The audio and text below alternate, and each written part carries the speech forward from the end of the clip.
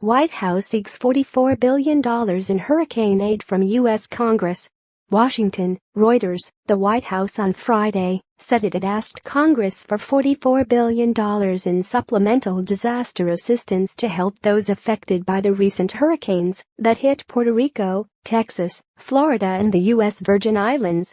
The request was far short of what some government officials have said is needed, with Puerto Rico Governor Ricardo Rossello asking for $94.4 billion to rebuild the U.S. territory's infrastructure.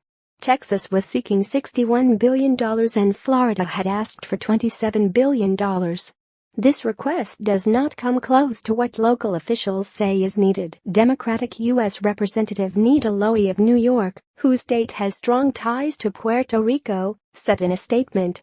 White House Budget Director Mick Mulvaney said in a letter to House Speaker Paul Ryan that the $44 billion does not represent the final request for assistance for the victims, especially in Puerto Rico and the Virgin Islands, where needs were still being assessed. He said it takes 60 days to produce initial recovery cost estimates after a major hurricane and can take up to 90 days to prepare reliable estimates. At this time, the administration is requesting an additional fiscal year 2018 funding in the amount of $44 billion and the necessary authorities to address ongoing recovery efforts, Mulvaney said in a letter.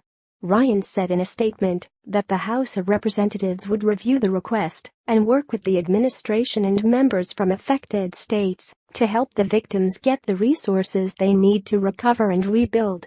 Republican Senator Thad Cochran of Mississippi, which was also affected by a recent storm, called the supplemental request one more step toward helping states and communities recover from the destruction.